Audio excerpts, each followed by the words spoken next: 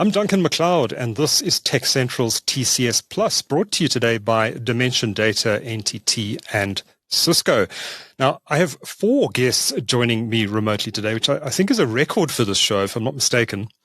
And we're going to be having a very interesting conversation today on the future of networking. Great topic, so don't go anywhere. I'd like to introduce our guests before we get started. We're joined by 3 representatives from what was, I think still is actually known as Dimension Data and is soon going to be renamed NTT Data. Not to worry, we're going to explain that change to you in just a minute. We're also joined by a representative from Cisco here in South Africa. And Cisco and Dimension Data, of course, have had a very long-standing relationship, which I believe goes all the way back to the 1980s. So allow me to introduce my guests today. In no particular order, we have Prasheel Gareeb. Prasheel is Vice President of MNCS, which I believe stands for Managed Network and Collaboration Services at Dimension Data and NTT Company. He's joined by Paul Mende, who is Director of Managed Network Product Management, also at Dimension Data and NTT Company, and Adesh Baboolal, who is Acting Client Partner Director, Managed Services at NTT South Africa. I hope I've got all of those names and titles correct, gentlemen. And then our 3 executives from Dimension Data are joined by Aadil Hassim, who is Sales Specialist, Enterprise Networking and Software at Cisco. Welcome to all 4 of you. Thanks for making the time to join TechCentral today. Thanks for having us, Duncan. Appreciate it. Thank you, Duncan. Thank you for the time. Prasheel, maybe I should start with you. And just for clarity, as I mentioned at the beginning, there's a lot of change happening at Dimension Data at the moment, including a big rebrand. Just take us through what's happening there. I understand it's a 2-step process. Take us through the change and what the thinking is behind it. Well, there's 2 parts to it, Duncan. There's the conversion of us towards platform-driven solutioning. And that's a culmination of a lot of effort at our group level in R&D on platform-driven management of networking and cloud and applications. So, we've taken a stance as a group company now to promote that to our clients. And this conversation today is also, an element of the broader strategy that all our countries across the world are taking on and driving their operating models towards it. So, NTT at the moment is broken up into a few parts. That being NTT Limited, NTT Data, and then the group holding company, where we find ourselves today as Dimension Data is actually the mere component of NTT Limited. And what our group company has decided to do is to merge the data business as well as the limited business into one called NTT Data Incorporated. From our point of view, then we still remain as a mere representation. In other words, we run the entire region from all the way up Middle East down to South Africa. But we then see ourselves as part of the amalgamated business, and hence the brand change that we're all going to be announcing in the next 4 to 6 weeks. Right. So the Dimension Data name and the green color we've associated with Dimension Data for so many years is going to fall away. The new color scheme, as I understand it, is blue, and the name is NTT Data. So when can we expect to drive past the campus in Bryanston, your head office, and see all of this new branding? Well, that's imminent. So by end of March, we should be completely brand changed. We actually have some marketing activity planned in the next few weeks. Engagements have already started taking place with some of our major clients. And we've got the Pro-Am, our flagship event, at which we're going to make those main changes happen. And at the end of the Pro-Am, we'll walk out of there being NTT Data. But we've always been blue. I think for the last 13 years, there's been part of our business that's always operated as an NTT subsidiary. Now we're just making it official. And I think everyone in the business is ready for that because a lot of work has been done to clean up and consolidate our business operations. And we're ready to take on what is quite an exciting journey for us as NTT, takes on its next level of growth. And of course, Dimension Data has always been associated with networking. It's how the business got its start, and that relationship with Cisco has always been key. Maybe just take us through that relationship with Cisco, Prasheel, and how it's developed over the years. I know that the CEOs of the organizations have a close working relationship. Maybe chat a little bit about that and how that relationship retains its closeness over the years. Yeah, absolutely. I think, both Dimension Data, as it was autonomous in the past, and NTT have got a strong working relationship. In fact, in both organizations, we've been working as a partner for the last 30 years. In the NTT Group as a whole, there's 41 countries today that are gold certified by Cisco. So that's quite a powerful acumen that we've achieved over the many decades that we've worked together. And, as we've seen customer needs evolving, etc., and that's just not just in MEA, but also in South Africa, we've also been happy that Cisco has been evolving with us. And like you said, we've been strong in infrastructure in the past. We did a lot of work to actually consolidate our applications and cloud business over the last 3 to 5 years. And now we find it's necessary for us to have infrastructure conversations with our clients. And Cisco being, as strong as it's become in the world of software-defined networking and its own push into things like security and sustainability, we find that partnership can be reignited. And in fact, that was reaffirmed by commitments that were made between our CEOs as recently as 6 months ago, where the group CEO of Cisco was actually here in South Africa to meet Alan Turnley-Jones to talk about where the partnership is actually going towards. And that was followed up by several awards that we picked up in Las Vegas, not just as NTT, but as Dimension Data in South Africa, on the work that we're doing to grow our footprint into clients, to drive agendas around observability and around infrastructure and the entire play that Cisco itself, and Aadil will talk to us about that in terms of software-defined infrastructure, driving all these major goals that we find our clients are moving towards. So, all in all, there's a lot of work happening. We now intensively planning our future. Paul will tell us as well today about a partnership summit that he attended last week just in Dubai, which actually talks about our managed services strategy on the infrastructure side. So yes, I think, Duncan, there's good work happening between us as partners, and that can only be good for the customers here in South Africa. I think the extent of that partnership is going to become clearer as we continue this discussion today. But it's probably a good time for me to bring you in, Paul, and ask you a bit about this conference that you attended in. I think it was in Dubai last week. What was the conference about, and what were the key messages that came out of it? Yeah, yes, thanks, Duncan. Last week I had the privilege of attending the Cisco Middle East and Africa Partner Exchange Conference. It was the first time that it's actually been hosted outside of Europe for Middle East and Africa. It was hosted in Dubai. There were 120 partners that attended the conference. It gave us the opportunity to engage with Cisco and validate where NTT and Dimension Data are moving to. So what we're seeing is, from an OEM such as Cisco, they're acknowledging that buying patterns from clients is changing. They're looking at how many service providers such as NTT and Dimension Data can assist clients to implement, manage software-defined intent-based networking infrastructures, leveraging the platforms and programs that Cisco is developing for many service providers.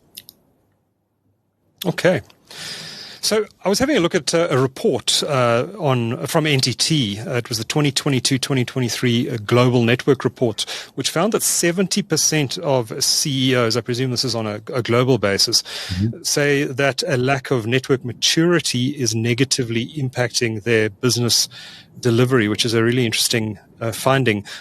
Paul, have IT departments not been paying sufficient attention to networking? Is it one of those unsexy things that you've put in 20 years ago and kind of forget about while the IT department focuses on really sexy things like artificial intelligence or whatever's the hype of the moment?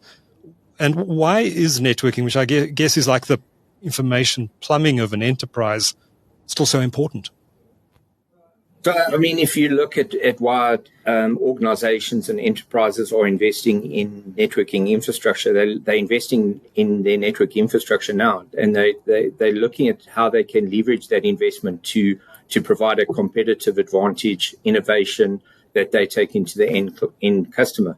What we see is, we've engaged with over 1,000 clients globally, we've interrogated 800,000 devices. We've seen that the number of devices that are reaching last day of support or are last day of support has increased by a factor of 17%. So across the clients that we've engaged with globally, we're seeing approximately 49.5% of their infrastructure is reaching last day of support or is already last day of support. So, that introduces technical debt. What we're seeing is, when those companies are actually upgrading their infrastructure, they're moving towards intent-based networking or software-defined networking solutions. The resources that they have available to them potentially are more than likely have a capability to support legacy environments, but don't necessarily have the capability to support next generation technologies. That's where the likes of NTT and Dimension Data with our managed network services platform delivered service enables us to assist clients in transformation. So we can actually manage the legacy environment as well as the transformed environment, giving them a consistent look and feel across the environment, which is important. What we're seeing is, where clients have implemented proactive monitoring and management, it improves the availability of their network infrastructure by a factor of 55.5%. Interesting. Adesh, let me bring you in here and maybe continue that thought a little bit. A lot of companies talk about digital transformation and the need to modernize their infrastructure, and a lot of companies are also looking at shifting to the cloud. To what extent is that actually driving companies to rethink their networking in 2024? So I think if we had to look at our global network report that NTT has published, I think, one of the key themes in that is that the stability of the network. But if we look at, by and large, the global practice, I think if we look at the IoT, the connected devices, you've probably got about, I think the projection is by 2024, there's probably going to be about 29 billion connected devices, which means that we don't just only have to look at how we look at the network. It's also about the security aspects that we also need to consider. And I think most organizations, Duncan, and I think, you've alluded to it in the earlier conversation as well, is that how do we actually then start to secure that network? How do we actually partner up with organizations? How do we take that legacy network and start to modernize it and become partners? But more importantly, I think, what we are finding commercially is that organizations are looking to partner up on more flexible commercial models, not long-term locked engagements. And I think, how do they extract value? And more importantly, I think, gone are the days of the tech sale, of the traditional tech sale. When we start to look at the modernization and understanding where in the maturity curve is an organization. Are you at the beginning of that maturity? Are you looking at network as a service? And I think, looking at the right partner to take you along that pendulum. And I think, the great part of where NTT actually starts to play is that our ability to actually look at a client holistically end to end, understand where they are in that digital transformation, and then start to actually develop a partnership, right, as to how we're going to take that modernization across so that you can start to achieve your transformation goals. Okay. We're gonna delve into that in some more detail shortly. Yeah. But Aadil, you work for Cisco, one of the biggest networking vendors in the world. What does a modern network look like?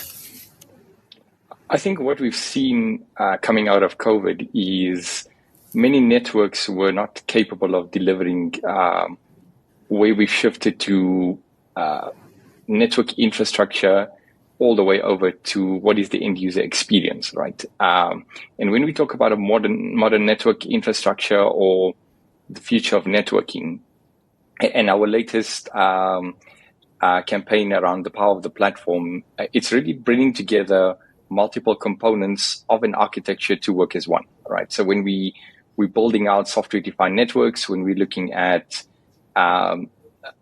providing customers with end-to-end fabric, it means in a hybrid work scenario, whether I'm working from home, a coffee shop, from the office, or at a branch, I have that same end user experience, right? Every application should have the same response. I should have the same capabilities to deliver voice, video, and content sharing, regardless of where I am.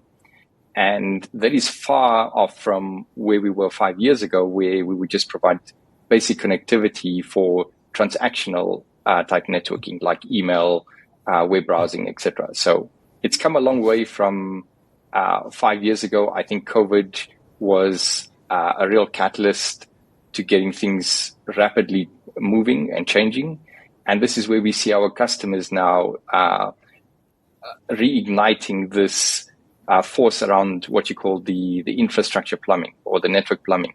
It's no more just plumbing. It means a lot more in terms of, I have my network infrastructure, but I need to have it highly available for delivering wireless access, and wireless access has to be 100% uptime because it needs to be as good or better than the wire was before. And on top of that, we're putting in sensors, lighting, building management systems all onto the same network to save a lot of the cost of deploying parallel sets of infrastructure. Mm-hmm. And I imagine, Aadil, that as more and more companies outsource their applications, etc., to cloud services, that the network becomes that much more important, because if you aren't able to carry that traffic quickly across that network, it slows down your whole business. Absolutely. And with the change over to hybrid work, we've seen a lot of customers move over to hybrid infrastructure with on-premise and cloud. A lot of customers moving over to SD-WAN and SASE or SSE. And if you don't have the capability to visualize any issues, to have simplified deployments and configurations, it becomes really complex to deliver this type of infrastructure into any customer. Now, you mentioned wired versus wireless, and I'd like to just dwell on this for a moment, because it's a really interesting topic. We've got both Ethernet and Wi-Fi 6 in our offices here at TechCentral. I must say we tend to use the Wi-Fi a lot more than the Ethernet infrastructure. Are you finding that in big corporates as well? Or, I mean, what's the mix between wired and wireless? And are you finding some companies are abandoning wired entirely? So my journey at Cisco started just over 13 years ago. And when I joined, I was a wireless systems engineer at that time, right? So I've been an enthusiast ever since. And where I've seen it evolve since then is, I would say 5 to 7 years back was the first time we heard about a wireless only office, right? And this was really pushing the boundaries, because the moment you reach some form of density, you ran out of capacity on Wi-Fi. Where we are today with Wi-Fi 6 and Wi-Fi 6E and soon Wi-Fi 7, we can cater for those densities. It's the first time in 20 years that we have new spectrum available in 6 gigahertz. And we see large corporations, especially in the financial sector or in the private sector, moving towards wireless first or wireless only type deployments, right?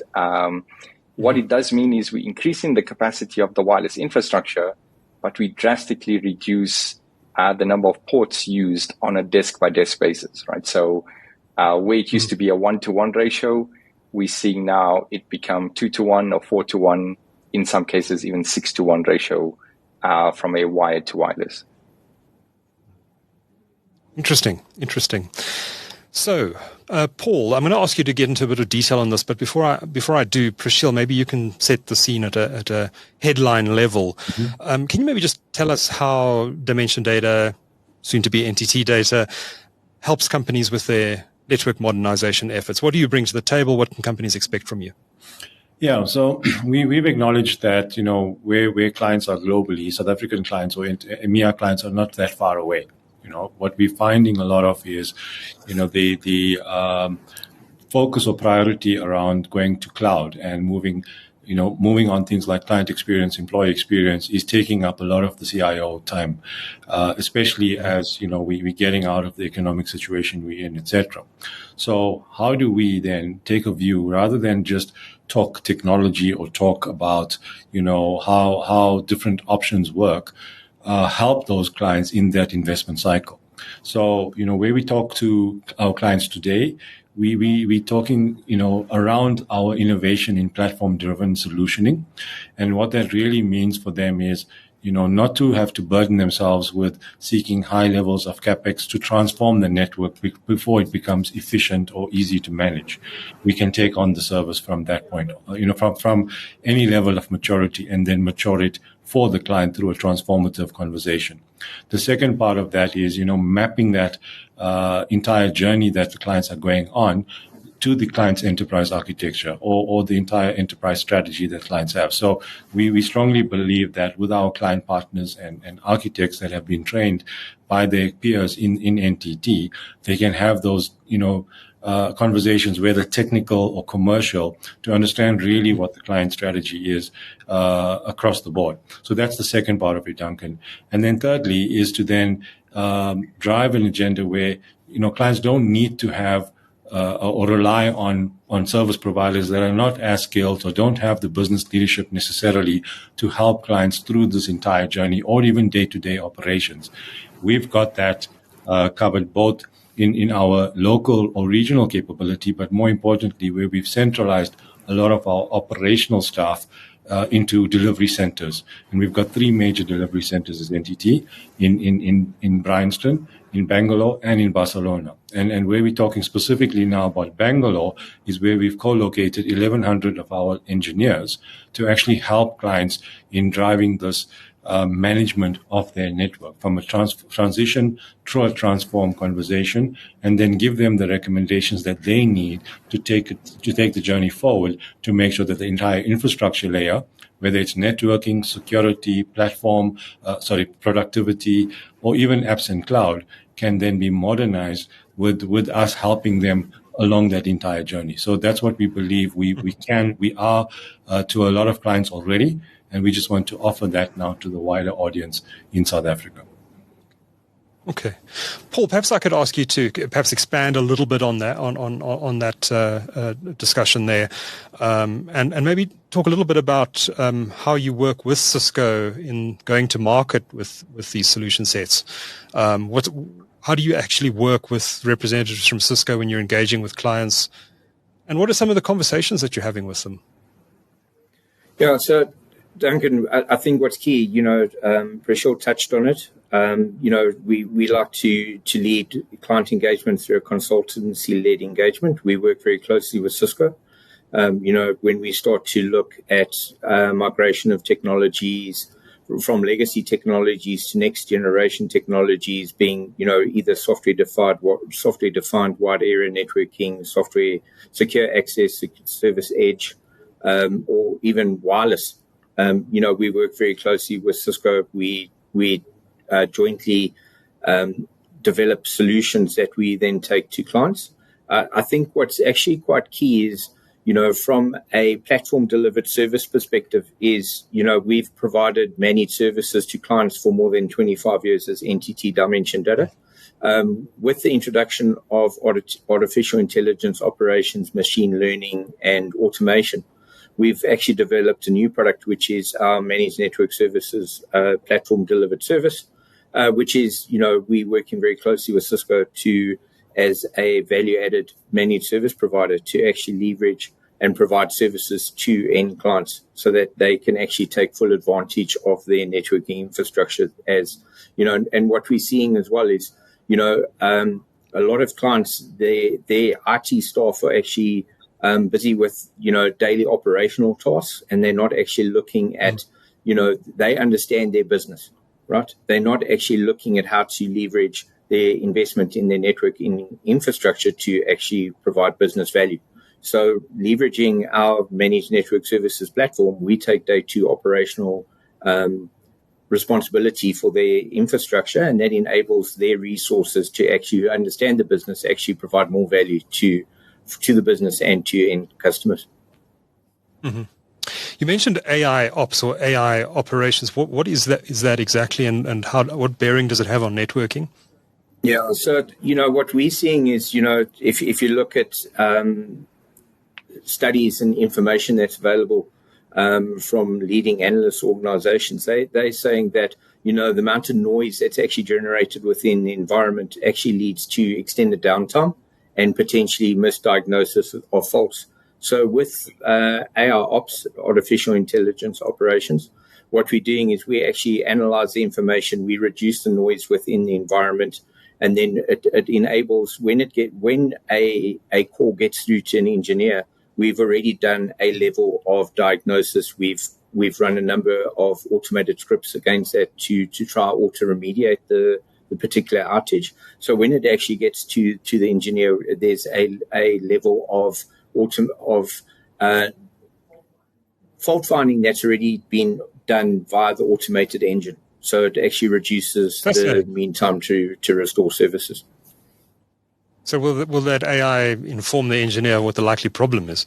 Correct, 100%. So what we're seeing is, we've the particular product's been general availability, has been GA or general availability for 2 years now. We actually take all that information. It actually sits within a data lake, and we leverage that information to actually provide what we refer to as a knowledge document that is sent through to the engineer to actually assist with the remediation of an outage within the client's environment.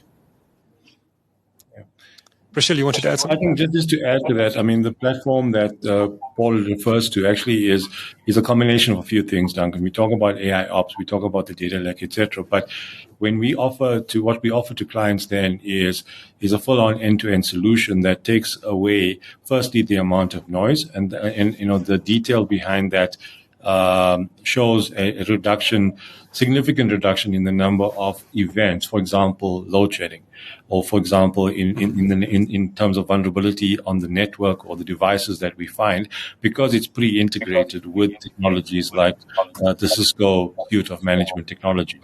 Okay, so from that point, we then offer a much cleaner view to the next level of engineering, should they be required. If it's not self-diagnosed and self-remediated, it then goes to a process of level 1 to level 4 engineering, and that is in tandem with the local service management that we as NTT South Africa provide, or the client's resources then that are pre-integrated into our solution. So what we're talking about here really is not just a single pane of glass or single dashboard. We're talking about a full-on managed solution that then makes it easier as the platform that we talk about grows, and we're populating it with thousands of configuration items, CIs as we call it, of many of the global clients. We spoke about 1,000 clients just in the Cisco basket, but that's a lot more across the globe from an NTT perspective.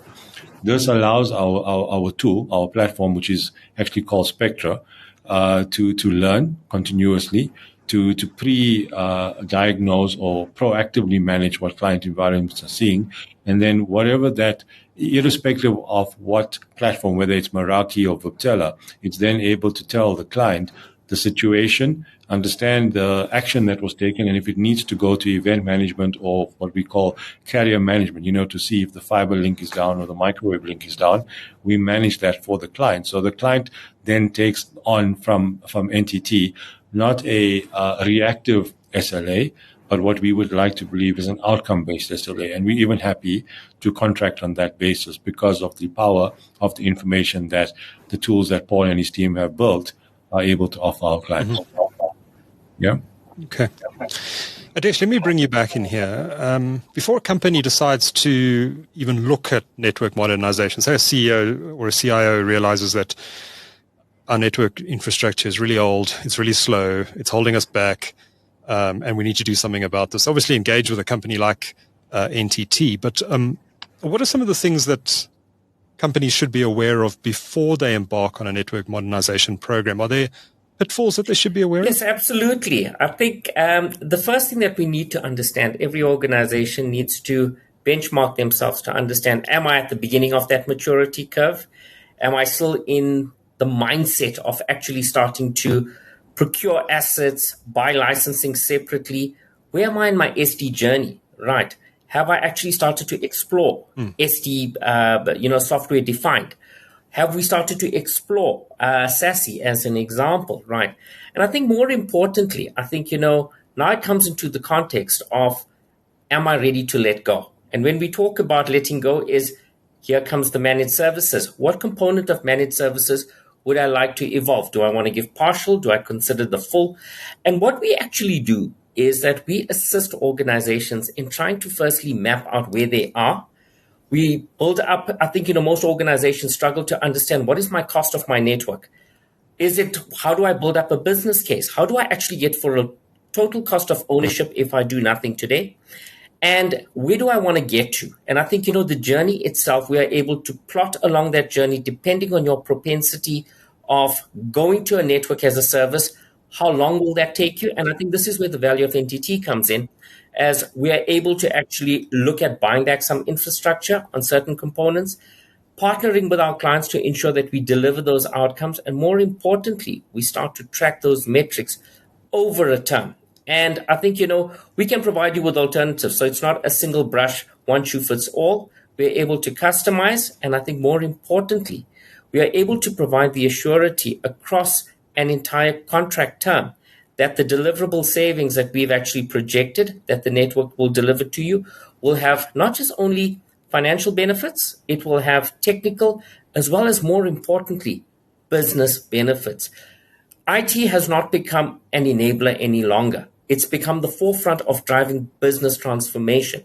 And when we start talking about those transformations, it's about understanding the return on investment, because IT is an investment. An investment into the network is something that one needs to consider. So we take those considerations and we try and actually ensure that we are able to map that back to the business KPIs to ensure that you as an organization are tracking against your shareholder commitments as well.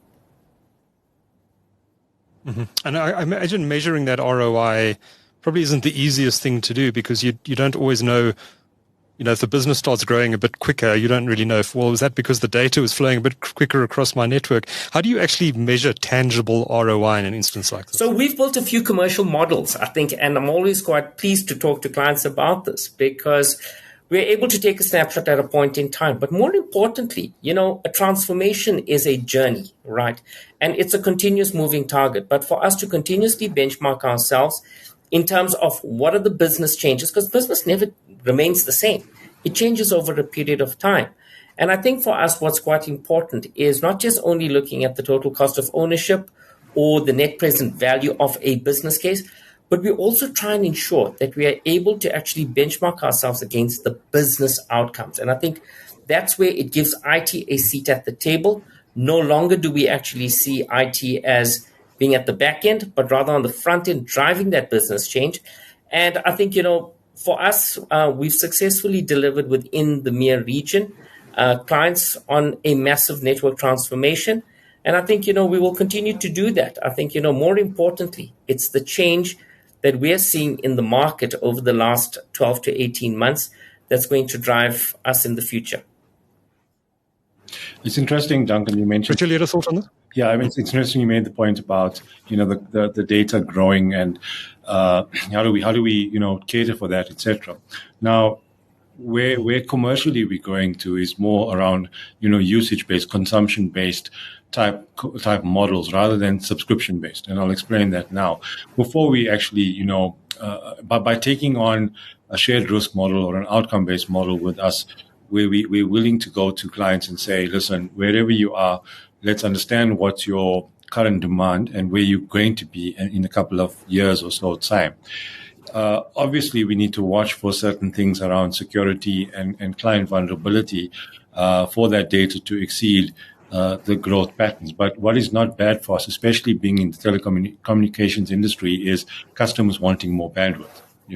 As commoditized as it is, more bandwidth is better for us. I mean, that's our fuel, right?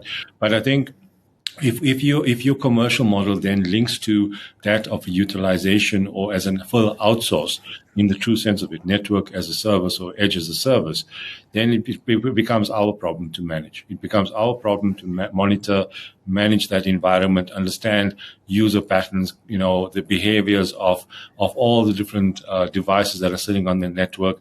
As clients then start adding on sensors and devices and more than just routers and switches, we can anticipate those changes and move clients through different patterns that we can then give clients that assurance that as you scale, no matter how fast you get there, we can be along for that journey. And I think the flexibility then, if you tie that back to software-defined infrastructure from a Cisco, for example, it gives us that ultimate benefit at the scale at which we operate to either drive a license upgrade or a hardware changeover, which we can then repurpose for other clients in our midst. So, bigger is better for us, and we're planning for that. It's the cost of bandwidth, has come down significantly over the last couple of years, and we don't expect that to be the place at which we make a massive amount of profit from. But where we definitely want to play is, how do we take your pain for less, Mr. Client, from an enterprise perspective? How do we anticipate that? And if we can anticipate it well enough with a lot of the data that we've collected, then clients shouldn't be worried about how fast they're growing, rather more worried about, is the technology fit for where the business is now or in the next 18 months? We've touched on security a little bit in this discussion so far, but maybe let's spend a minute or two talking about it in some detail. And Paul, I'm going to bring you back in here. So security is obviously top of mind for CIOs and probably not just only for CIOs, but business leaders across the board. Maybe as a starting point, talk about how you've baked security into this proposition that you are selling here. And then maybe talk about some of the issues around data protection, privacy, and data sovereignty, and how they might play into this as well. Yeah, so if you look at it from a security perspective, I think Aadil touched on a little bit earlier. What COVID's done from a cloud consumption perspective, hybrid working environments, end users can work from anywhere.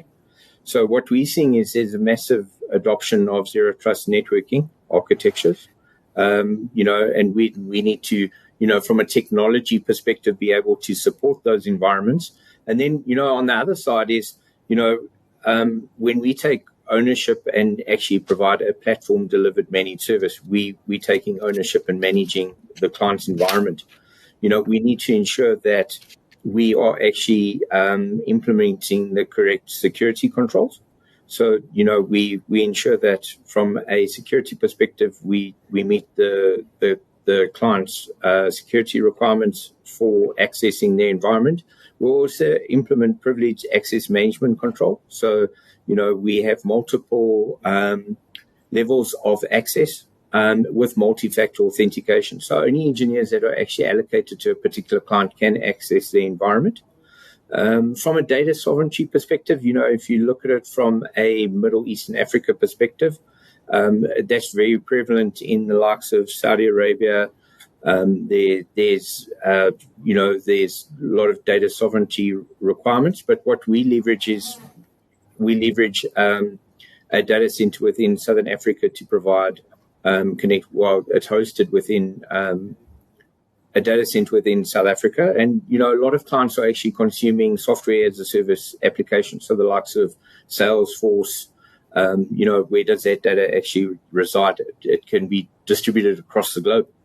So what we're seeing is that with the adoption of software as a service, clients are a little bit more open to platform delivered services, and that are provided from a delivery center outside of South Africa. Let's talk a bit about sustainability as well. Now, I think this has coming to the fore in recent years. And Adesh, maybe you want to tackle this one, but there's obviously been a lot of talk about this in the data center environment in recent years. But maybe take us through the sustainability objectives of NTT and the work that you're doing in this area. All right. So I think firstly, NTT's put a massive investment into sustainability. And I think, as being part of the wider group, what we've also started to do was, I think, from a energy consumption point of view, I think, we are highly focused on energy efficient solutions that we put into the market, certainly when it comes to the architectures that we deploy for our customers. I think our carbon footprint is equally quite important in terms of how we engage on the technologies that we deploy, right? And in terms of equally, I think, coming back to our network as a service offer, in terms of our responsibility in the disposal of how we actually treat some of those assets, I think, Prashil mentioned it earlier on. I think, we look at repurposing, right, some of that equipment, and then try and actually get to a carbon neutral position, I think, on each one of those areas. But I think more importantly, I think, it is also how do we continue in the future trying to actually ensure that we benchmark ourselves against the industry. I think, it's not, we're not coal producers, but I think as IT producers, right? And I think, of the measurability. And I think I'd like to talk about how we actually bring in observability. And I think, one of the metrics that we start to look at, I think, as an organization, is how do we actually start to put metrics against ourselves to actually then start to say we are actually moving into a more carbon neutral position, if that makes any sense. So what we've started to do was there are metrics that we've included. I think, some of our partners or our clients that we engage with globally do actually put those metrics on us to ensure that we do report on them. And I think, as we move forward, I think, that's our commitment also from a Southern Africa perspective. Thank you. As we get towards the end of this discussion, I'd like to talk a little bit about the future and where you see the relationship between Cisco and NTT going. And Prashil, maybe I can bring you back in here. Maybe just talk a bit about the current state of the relationship with Cisco and how you see that evolving, specifically in this area in the coming years, and how you see that impacting on NTT Data's, Dimension Data's relationship with client organizations. So I think there's a lot of work being done at the moment on the partnership alliance between us here in the MEA region and globally with Cisco. Right? And I think a testament to that is all these engagements in terms of which clients we having conversations with, both shared clients and from whence we can improve on their value proposition. What we definitely now keen on doing, and we're driving that a lot, Duncan, is around where joint marketing and events such as this, just to bring forward some of the thought leadership that both organizations seem to be a lot more aligned on. And that's helping us then to gain a lot more confidence in working together. And to do that, we've defined two ways of going to market, either a tech solutions approach, which means, as a client, we can provide you advisory, we can work together on audits and vulnerability assessments. And if all you need from us is hardware, that's fine. As a partnership, that's easy to bring together because we've got the leverage of a quite a big order book between us every year. But we add to that what we call software-defined infrastructure support. And that also gives the client an assurance that both as a South African distributor, if you want to call us that system integrator, together with the global partner being Cisco, we can reduce lead times on equipment swap outs. We can help with licensing upgrades. We can talk on two types of management monitoring before we start talking about the full-on managed services suite. And the second part of that in terms of how to go to market is exactly this conversation, is how do we work together to create alternative commercial models to help clients in different situations that they might find themselves in. So whether it's a client that's currently looking to expand because of their cloud journey, but really can't afford to do it, how do we sweat what's there, but give them an assurance that the equipment or the licensing is modernized, or take the client down a full transformation journey? Then between Cisco and NTT, we are able to then negotiate that in the interest of the client and find ways in which we can commercially co-fund that together.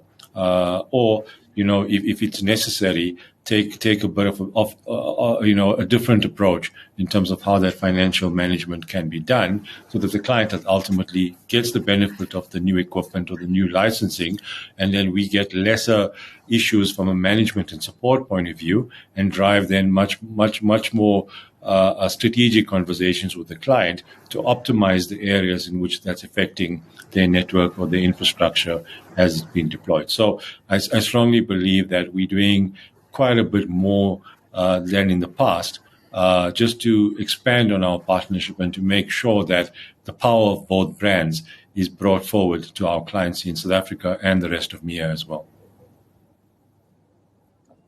And Aadil, as we conclude, perhaps I could ask you to have the final word and to reflect similarly on Cisco's partnership with Dimension Data and how you see that relationship going forward as the business becomes more closely aligned with its NTT mothership. Absolutely. So I see two very important aspects. The one is where we jointly develop solutions. An example of that would be something like our private 5G offering. As Cisco, as a technology innovation manufacturer, as a software vendor, we rely heavily on the likes of NTT globally to take to market a solution like private 5G. For the last mile, for the managed service offering, for the integration aspects. So that's key in terms of the partnership because we just won't be able to deliver that without the likes of NTT. The second piece is where, as Prashil mentioned, it gives that local relevance and local flavor to a global organization.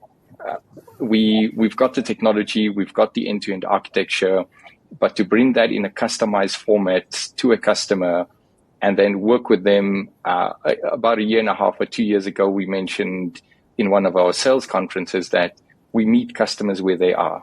And we absolutely can't do that without local presence, local visibility, and local understanding of our customer base, right? And Cisco being a partner-led company, we don't have direct touch of these customers. So without NTT, we just don't have that visibility and that relevance within our customer base. Thank you. Prashil, if anyone wants to engage with Dimension Data, soon to be NTT Data, what's the best way of doing that? Well, best way for now is to reach out to any one of us on our LinkedIn profiles. We will be going through a brand change, as you know, as we've spoken about it. So our email addresses will change shortly. But I'm sure you guys can reach out to us on our profiles. Each of us has updated our details. So we can definitely then link you to our client partner, or Adesh's team can take the lead then to manage that engagement going forward. That's great. And we'll include a link to your LinkedIn profiles on the post with this video and podcast. Gentlemen, thank you for your time and for sharing your insights today with TechCentral on the future of networking. It's been a great discussion. Thank you very much. Absolute pleasure. Thank you, Doug. Thank you. Thank you.